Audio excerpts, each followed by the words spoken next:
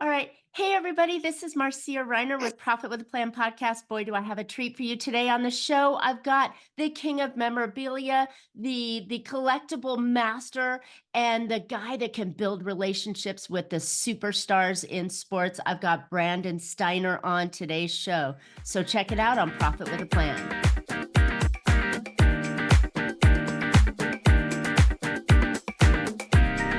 Hey, entrepreneurs, are you trying to make bigger profits in your small business? If you're like most of us business owners, increasing your profitability is always on your mind. And you're probably looking for ways to grow your revenue while growing your company. Well, you found a podcast that shares ideas to help you do just that. I'm Marcia Riner, known as the Profit Booster.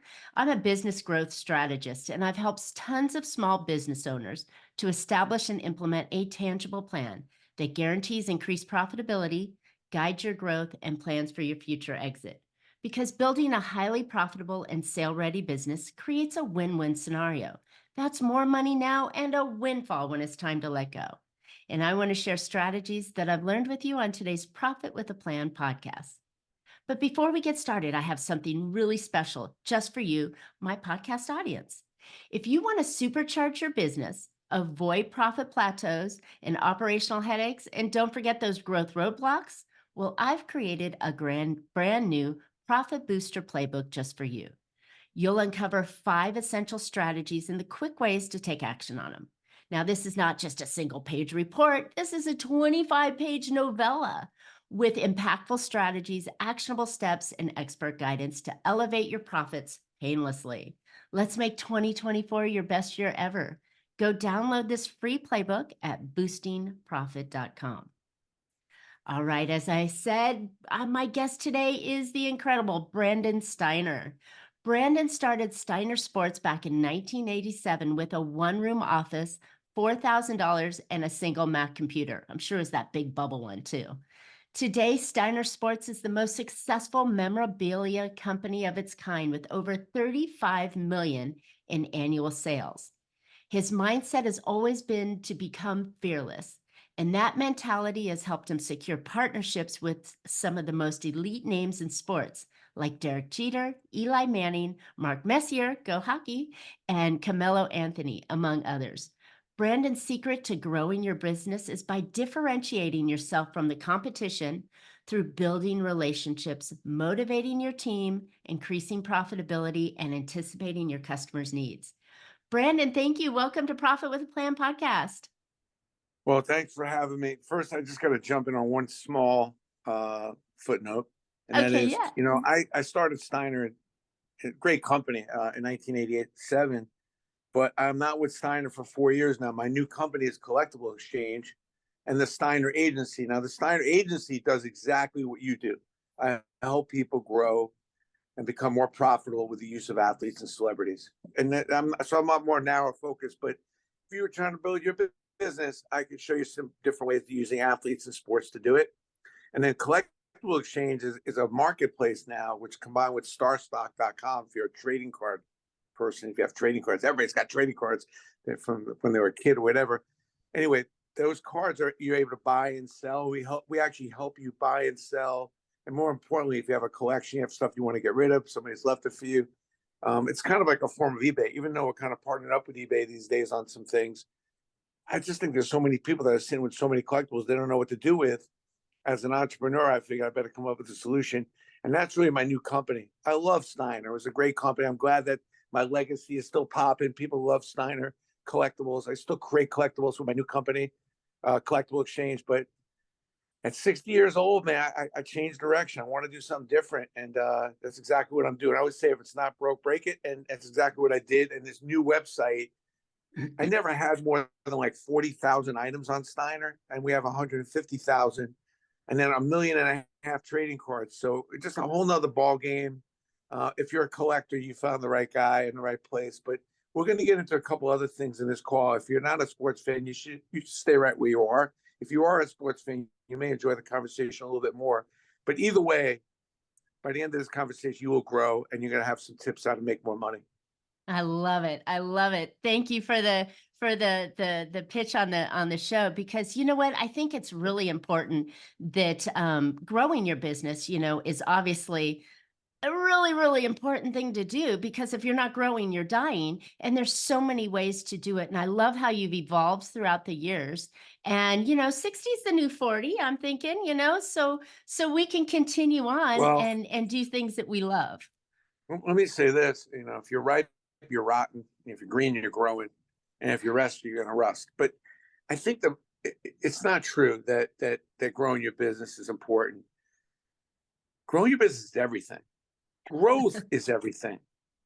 You know what I mean? Like if you want to be miserable, stop growing.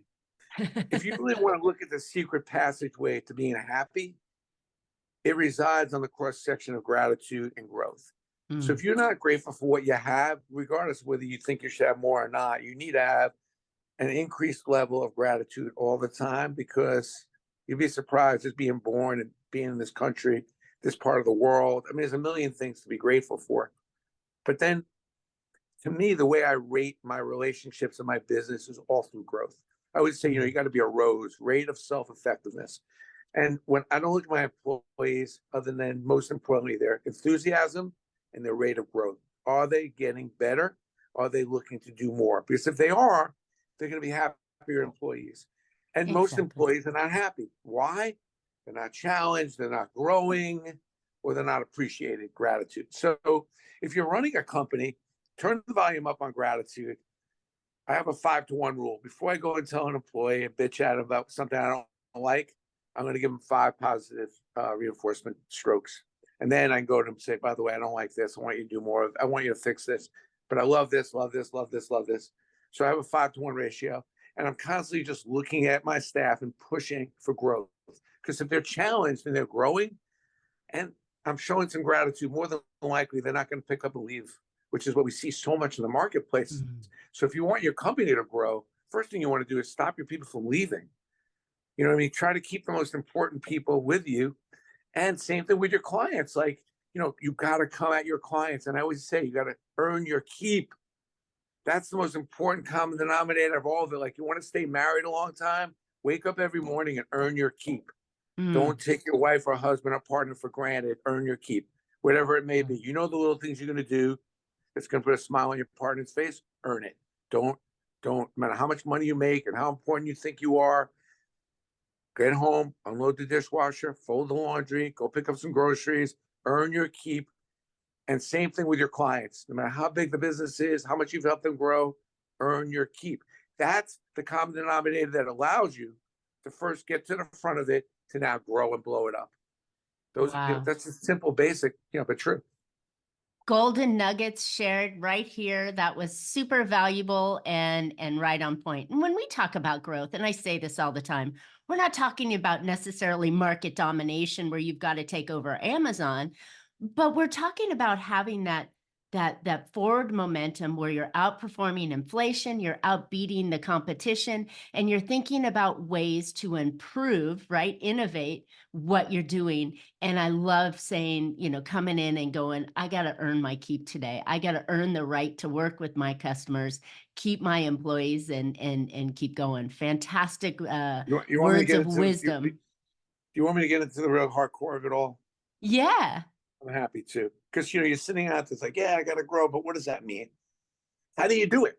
Well, first of all, I think it's a fair question. It's like everybody knows they gotta grow, they gotta get the sales numbers up. But how do you get in the mindset to do it? And the way you do that is take a breath, keep the forecasting to keep don't start overthinking and over forecasting. What you need to do is create enthusiasm and curiosity. Mm, If your curiosity level is not at an all-time high, like the way you were when you were 11, already you're holding back on potential growth. Because curiosity will bring you to growth because it means you care. It's showing you want to learn more. So turn up the curiosity. I Second thing love is you it. got to turn up your enthusiasm. Now, the root word of enthusiasm is enthusios. That means to be with God. Mm, So when you have enthusiasm, a big part of growth is having faith and being able to see something that no one else can see, or be able to believe and see something that's not even there yet. That's a big part of growth. Like if you really want to have substantial growth, it's you got to have enthusiasm, curiosity, and tied in with faith, because you're trying to do something that isn't exactly happening at the moment. Now remember, like when you think about it, and the reason why we're all primed for this is think about all the species that are in the world. Animals, bears, cubs, dogs, cats, goldfish, rats, birds, right? None of them can get better. None of them can grow. None of them are going to be anything different than what we see. A zebra, elephant, all of them, none of them are going to get better. You're never waking up in the morning and your dog would have walked itself, fed itself, reading the New York Times. It's never happening. But humans, no matter what we are faced with, at least as we see over the course of time, has been able to step up and grow and really raise their level to deal with the challenges that we've had to deal with. When you look at the growth just in the last 20 years, let alone the last 100, it's incredible, the growth. So if you're not growing because you don't feel like it, just do it for the simple reason, like, what an opportunity, you're here. And one of the main reasons why you're here is to grow. That's like the main fundamental reason why we're here. So your mindset has to be highly curious, highly enthusiastic, but because you're here. And regardless of what job you have, regardless of what company or business you have. And then the second thing is to help others. When you combine growing and helping others, which is another one of the main reasons why we're here, not to fill your pockets and just to your own ego, but helping others will give you really the best joy you're ever going to get, whether it's helping your employees, helping other companies grow, using your services and product to help you grow. It's huge. It's everything. So remember, like, the two reasons why you're here: growth, help others. Obviously, we talked about happiness, but if you think about it, it's like, how do you get in the mindset? Something, don't overthink it. Just, am I curious? Like, when was the last time you picked up a book? When was the last time you maybe met somebody else that's on a higher level in your business and asked them how they got there? Just constantly trying to find out the different little strategies of where you are versus where you want to go is critical. I always say it doesn't matter where you're at. What matters is what you're willing to accept. Once you're not willing to accept where you're at, boom, in comes the enthusiasm. Boom, in comes the curiosity. You're not willing to accept where you're at. You're going to do something about it. You're divorced. You don't have you want to get a new boyfriend. You want to get a new husband, let's say. Assuming you're a woman, let's say. I'm not accepting this anymore. What do you do? Well, first thing I do is maybe I'm going to go and reset, maybe get new makeup, new hair, new clothes, maybe go train better, feel better. This one lady, she was a high-level executive, amazing, very successful. She's 34 years old. She decides her next big goal is she wants to find the right guy to get married. What does she do? She goes and takes a part-time job at Nordstrom shoe store. And engaged within 8 months and married in a year and a half. It's like she just said, I'm not going to be single anymore. Now, she could have said, I'm this big executive, I'm a poor, I'm making all this money. No, she got scrappy. She wasn't willing to accept where she was at and did something about it. I mean, I'm sure it wasn't great, putting shoes on men's feet when you're an executive, but hey, did what you got to do what you got to do to get to where you want to go as far as your growth. The question is not whether you want going to grow or not. The question is, do you want to do the things you need to grow? That's the issue at hand. It really, like to me, at 65, I mean, I feel like I'm a teenager when it comes to what I know, my growth, and what I'm willing to do. And that's the problem. As you get older, you start coming up with this list of shit that you won't do. I don't do that. I don't do this. I don't do that. And that's where the enthusiasm starts dropping. And then you want to know why you're not getting the corner office, you're not getting the big promotion, or your sales aren't growing. Yeah, that humbleness, right? Nobody got to where they are or where they want to go by doing the same thing. You have to do something different. So I love that mentality to it. But let's talk a little bit about how we do that, how we build, and where you actually had your experiences and the way that you actually grew your company through relationships, right? And you grew them by meeting some really fantastic people. How'd you go about doing that? I think that the way you go about meeting fantastic people is the way you go about meeting anybody you want to meet, which is you need to figure out what value you can provide to someone that'd be worth them wanting to hold on to you and keep you around. And value is what you could do for someone they can't do for themselves. So when I meet somebody successful or even a bigger name, or when I met the Yankees and partnered up with them, or whether it's an Eli Manning or Mark Messier, or first thing that comes to mind is like, what could I do for them? What can I help them with that they may not be able to do themselves? I'm trying to find, I'm like a doctor, I'm trying to find that nerve of something that's bugging them something that's keeping them up at night, or something that they're really excited about, that's getting them up early in the morning, that I can go pile on and help them get excited, even more excited. But the problem is when most people see a big account, they see a very high profile opportunity, the first thing they're thinking about is either they're nervous or here's what I can get. Wow, this is gonna be great for me. That's the Mm, last thing I'm thinking about. I'm thinking about what can I do for that person? What right. value proposition? How can I help them with something that's important to them? I would say you got to know who's important and what's important, and do what's important for who's important every day. So when you meet somebody that's important, think about what's important to them and do it. Mm. Simple. And I think you don't even need to, your customers are important to you. As you mentioned earlier, your spouse or potential partner is important to you. So you got to do things that are important to them.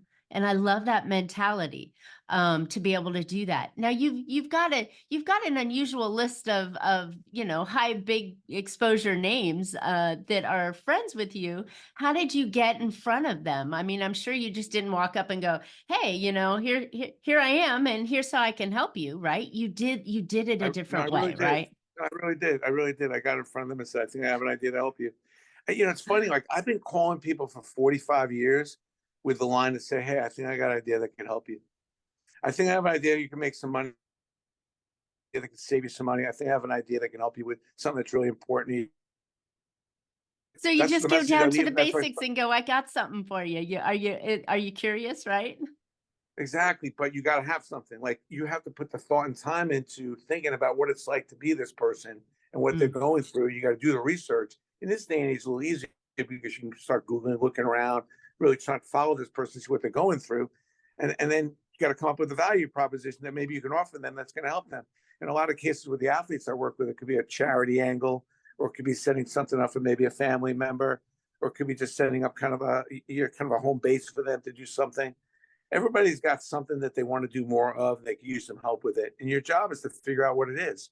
Kind of a mm. little bit like what a doctor does. He starts poking around, he's testing, he's checking, he's looking, and then he figure out what's wrong. He doesn't know until he checks. The same thing with you. When you find somebody that's successful you want to work with, or a company that really is enticing to work with, go find out what they need help with and figure out how you can figure out how to solve a problem for them. It sounds really basic, but as my It son always is says to me, though. Dad, he goes, Dad, you're not that smart. I'm really not. I'm not that smart. But the basic truth will will really set you in the right direction, and to keep it really simple. But a lot of people get really confused, and I always say, like, if you really want to grow your business, you really want to increase your entrepreneur spirit, like increase your common sense. Mm, And the way you do that is, when you think about the definition of empathy, increase your empathy, it's putting yourself in a common person's shoes. So when you say common sense, like get out of your head, which is what everybody's so absorbed in, your own thinking, your own head. I need this, I got to get that number, and get out of your head and get into other people's heads. It's like, what is that client thinking? What is she thinking? What is he needing? What is he feeling? What are they going through? So when I call somebody, I try to make believe that I'm in their office, and I'm mm. kind of trying to figure out what's going on in that office for them, what's going on in there, and then I see how I can kind of work my way in. So I always say, if you want to really increase your entrepreneur spirit, increase your common sense, increase your empathy. Sell with empathy. Sell Mm. with compassion, which means get out of your head and try to understand your customer as much as you can, down to the core. Believe it or not, if you spend enough time, your customer will tell you, and you'll then realize you're not getting all the business, or you'll realize you have no chance of getting the business unless you do X or Y. But until you get into their head and their feelings and their mindset, you're really taking a real shot in the dark. And to me, relationships are everything. So I'll spend the time with customers and with people to make sure that I fully understand what's going on with them. And then, boom, I'm going to figure out how I can add value. I love And it. I tell you, it worked out pretty well for me.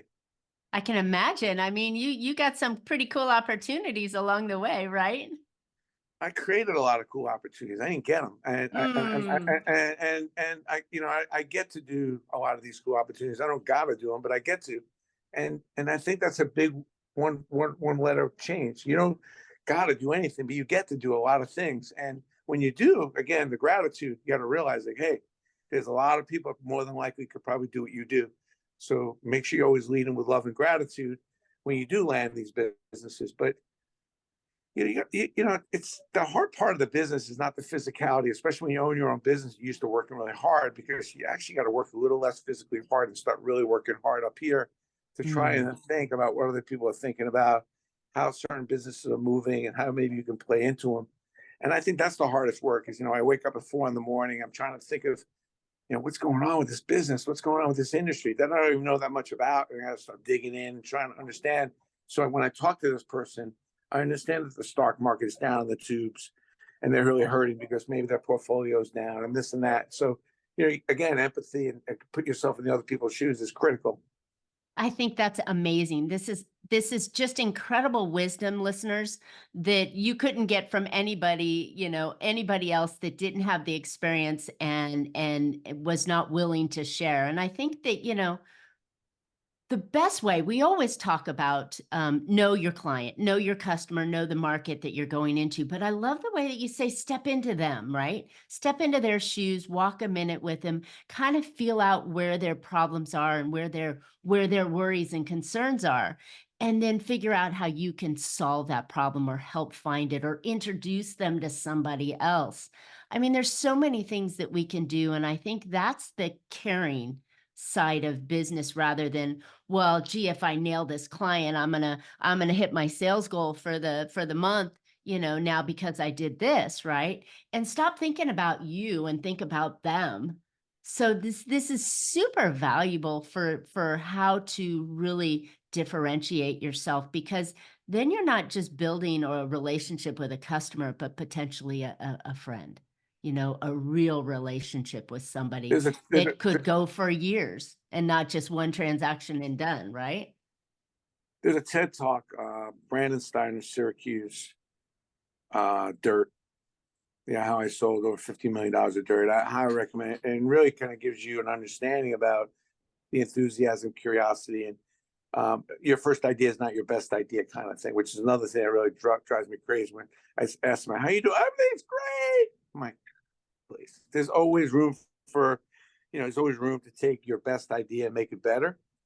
Those are the great ones. And that's kind of like that's something I always strive for. But for me, like, listen, I've made millions of dollars, and even at 65 years old, I'm using these same principles from my first book, like really basic principles to start this new business. Go the extra mile. Do the little things. I wish I was. Actually, hang on one second. I'll show you this book here. So there's this book here, right? This is a book. I mean, Well it's worn, crazy. well read. No, this is from 1929. This is almost Wow. 100 years old, this book. Wow. It's a milk company's sales book. It's no joke. Like, what it's called Tips for a Traveling Salesman. I don't know if you can read that. Yes, Right? that's amazing. And then I want to show you this. It says here, what's crazy about this, if you see the copyright, I don't know if you can read that, 1929. You see Wow. that? Yeah. So what's crazy about this book is like, use more of your ear, less tongue, put service before samples, mention quality before price, don't take no for a final answer, get after the brass tactics quickly, build goodwill with your firm. Like, there's nothing really changing in 100 years. So there's not that Wow. much I can say to you, but for me, so when I, I've made millions, and at 60, when it was a hostile takeover, I kind of got thrown out of my old company, and I made a ton of money. What do you do? But I'm in the same boat as anyone else. Like, I may believe that I was like 20 years old again. I'm waking up broke. Maybe I don't have anything, not resting on my laurels. And I go back to basics. And for me, like, it started when I was 12 and I was delivering newspapers. And I was trying to open up all these accounts, and I couldn't get anybody to open them up. And finally, I went to this old woman's apartment in Brooklyn on the 4th floor. It was 11 o'clock at night. That's how desperate I was to try to get the paper delivered. Nobody was saying yes. And this contest, whoever opened up the most accounts would win a box of candy bars. So finally, I go to the woman. This is the second time at her apartment. She's like, "Are you crazy ringing my doorbell at 11?" She's going, I said, "Man, just a minute. I just had an idea. If it's she was like 75, 80 years old. I had an idea that I thought would be relevant for you. And if there's torrential downpour, snow, ice, really heat wave, I mean, really bad weather out there, women such yourself shouldn't be going out getting the newspaper. I'll bring you that newspaper every morning at 6:30, and I'll bring you milk and bagels every Wednesday and Sunday. So in case you need anything, I hope you get it." She's like, "You would do that?" And I'm like, "Yeah." Now I didn't realize lady knew everyone. So I went from 29 dailies to 199 dailies. She turned me out to the whole neighborhood, and I was delivering more milk and bagels. Now listen, I think there's a lot of lessons learned at a 12-year-old, but I think it was the most pivotal one I've ever had, which is one, stop selling, start serving and solving. You know, Hmm. find a problem, serve, solve. You can never go wrong. Here I am helping an elderly person, thinking I can get us some bread, get us some milk. That's helpful. But what's amazing about that story is when I look back on it, as a 12-year-old, I was able to get out of my head and make believe what it would be like to be a 75, 80-year-old woman, really in an apartment building when the weather's bad. Like, wow, that must be really scary. So, like, if you can really get out of your head, I just want you to understand how this worked for me. I mean, I won multiple boxes of candy bars and lit it up. So you understand how getting out of your head and really getting to other people's mindset with enthusiasm can lead to amazing things. And it did Yeah. for me. And I've never looked back. I went to the Yankees to do a deal with the Yankees. They didn't need me. I mean, they're the Yankees. They're the biggest brand of all sports. But I went to them with an idea that I thought that maybe was a problem for them. And when I did, they liked that idea. And they told me another problem they were having. And I went and figured out a great sales pitch to solve those problems. It wasn't a moneymaker. It wasn't. But it led to being a moneymaker and ended up being a game changer for the industry and probably one of my biggest deals I ever did. So when Well, I wait a tell minute, wait a you, minute. when You I tell can't you leave about, us on, you can't leave us hanging there. I mean, yeah, I know what you did, but maybe the listeners don't know what you did. So give us a little bit of what you did for the Yankees in the well, dirt.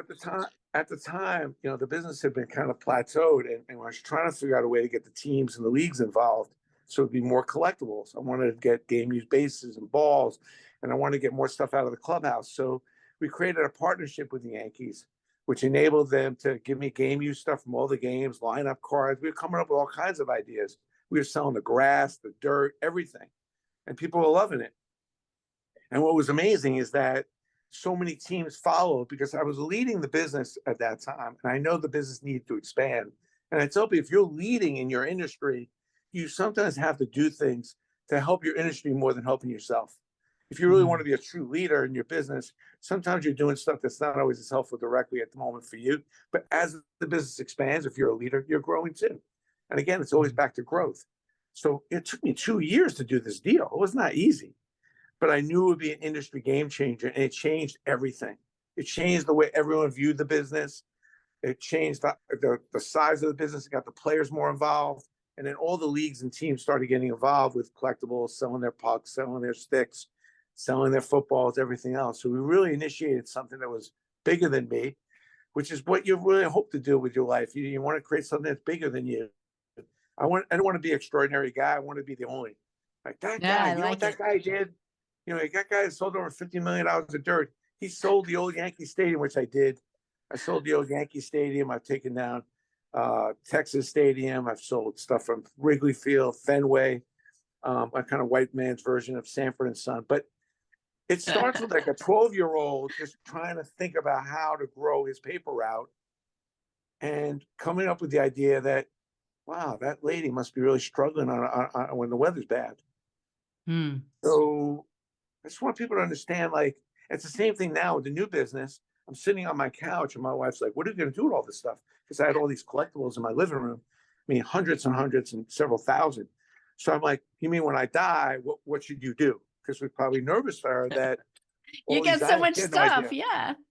So I come up with the idea that, I probably need to create a website for people because there's probably a lot of people like me. They're getting older. They have all these collectibles.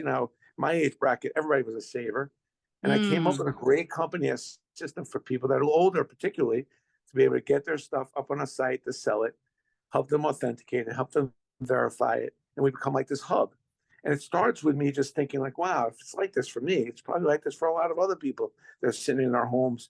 And, With my all these wife is, things that they collected, yeah, whether it's Beanie Babies or, sports paraphernalia or collectible plates or dishes or my goodness, when my mom and I had to move her out of her house, she had 3 sets of china. I mean, these things were like, wow, things that people don't, the younger generation, they don't really want anymore.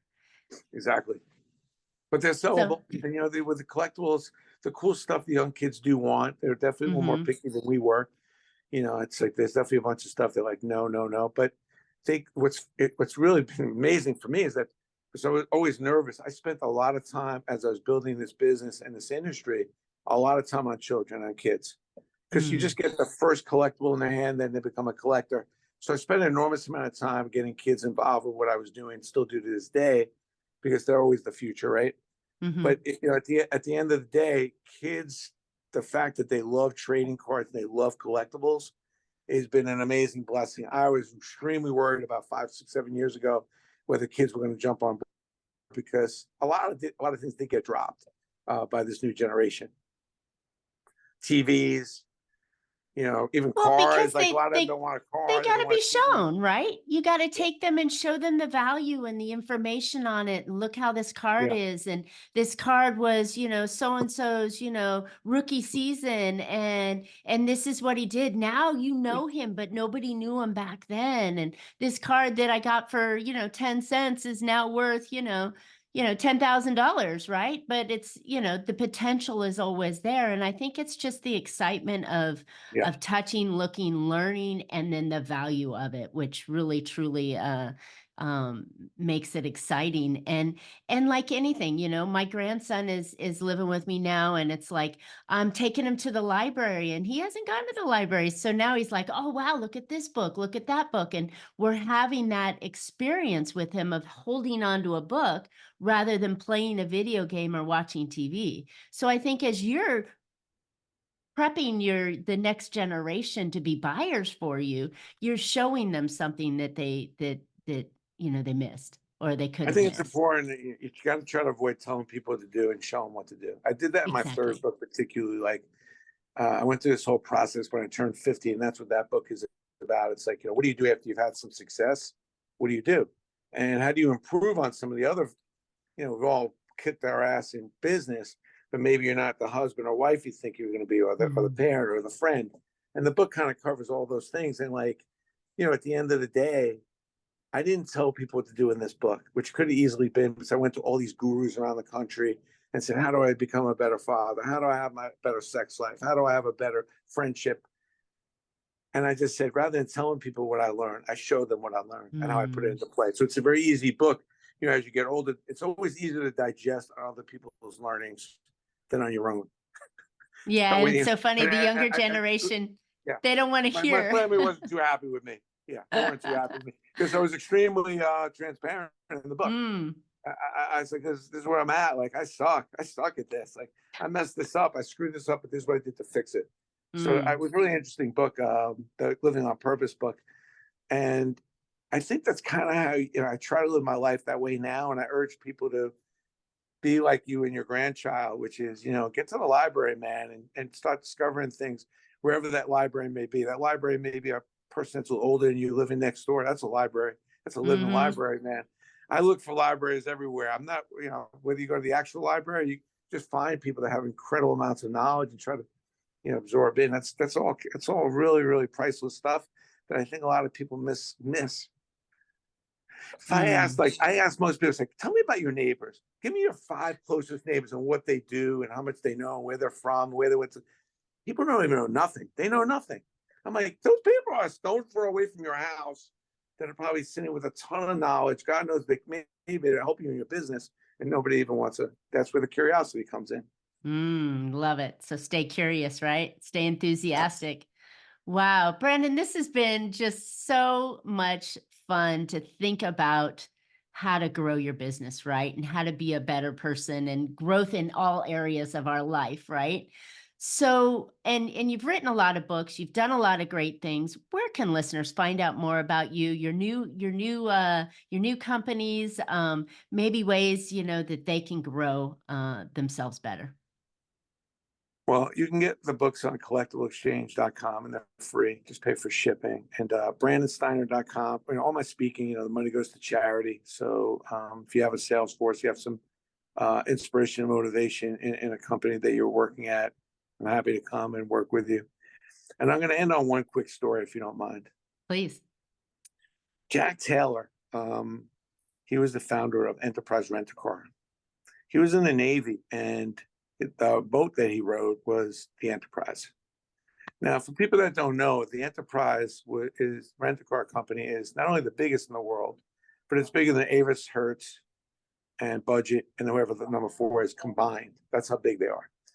Anyway, Jack got out of the Navy, and he decided to work for a Cadillac dealership. For the young ones out there, that used to be a meaningful thing, to get a Caddy. But anyway, this many years ago, and he saw that a bunch of cars were getting damaged, accidents, breaking down, and people needed their cars to borrow. So he went to the dealer and he said, "It's okay if I buy a few cars and I could kind of rent them out as people need them." He says, "Great." So he bought 4 cars, went to 8, 12, 16, and the rest is history. But the question I want to ask you is, so huge rent-a-car agency. Can you tell me the percentage of people that go to Enterprise Rent-A-Car to rent a car out at the airport for travel, you're on vacation? Out of 100%, what percentage of those people go and actually rent a car? Just take a guess. Through Enterprise, probably the number's pretty small because their claim to fame, I believe, is something more important about the service and the convenience that you're looking for. So they may not be the cheapest, No, but they're the cheapest. They're cheap. They're right competitive with everyone else. they do And it's not the something so service. much more. It's 15%. It's outrageous. 15% of the people that get cars from an Enterprise are getting it from a tourist, a vacation, a business trip. What Jack Taylor figured out is that people need a replacement car. So when you go to an insurance company, when you get into an accident, Enterprise. When you actually go to a dealership, you need to rent a car, Enterprise. They've cut deals with all these dealerships, all these collision shops, all these insurance companies. And they set their company up to serve a definite need, which is more than just renting a car. It's a replacement car when we're out, car gets totaled or whatever else. And what's interesting, what I say to a lot of people that are listening out there, which is, you may think you're working for a simple business, but there's no such thing. Maybe you're in insurance, maybe you're in real estate, whatever it is, there's always another way. Like Jack Taylor looked at it differently. There's always another way to look at your business and extend it out differently and get your head on a swivel. And it's just amazing. Like, this guy, he's in the Navy, and he's opening up a pretty basic concept. I'm going to just rent people cars that need a car. And all of a sudden he finds the niche. Riches are always in the niches. And he finds a niche. And then he chases after the people that are going to need that niche, that's connected with that niche, which is collision shops, insurance companies, and other dealerships. So when you look at your business, go past the obvious that it's pretty straightforward, simple business, which is what you think, but it really isn't. None of our businesses are that simple. I could have said, look, it's a ball, you autograph it. Nobody was thinking about the dirt that Derek Jeter was standing on. Nobody was thinking about the outfield walls, the padding, and taking those off and having the guys sign them. Nobody's thinking about taking the foul pole and cutting it up into a million pieces. So there's always a lot more to your business than just a straight line. And, be Jack Taylor. Like, yeah, respect your business for what it is, the core of it, but realize there's probably a bunch of other angles to your business that you're just not thinking about. So get out of your head, increase your curiosity, increase your enthusiasm, and it'll lead you to that entrepreneurial spirit. I love it. I love it, Brandon. Thank you so very much. This is again been really valuable and eye-opening. So, hey, listeners, I hope you found a couple ideas today to put into your business that'll make it be more profitable. Like, my goodness, thinking like, cutting up a baseball field and selling it differently, or making yourself more service friendly for the problem that your customers have, like with the enterprise car rental. Think about things differently. I know that I am. And it's just, I think it's the way to really differentiate yourself in the market and allow you to be growing and be out there first. So, all right. Well, as I mentioned before, how would you like to supercharge your business? Go download my new Profit Booster Playbook packed with 5 profit strategies and the actionable steps you need to make 2024 your most profitable year ever. Go grab it for free at boostingprofit.com. Well, while you're at it, since you've gotten some fantastic ideas from this show, right? Why don't you post in the comment your best idea and what you might do or think about in your business to help you grow? Go put it in the comments and Brandon and I will respond on it. And while you're at it, subscribe. You don't want to miss next week's show. And always, you can catch Profit with a Plan on any of your favorite podcast players. And we're looking forward to more great profitable information on next week's show. So until then, make your plans and profit with them. Thank you so much, Brandon.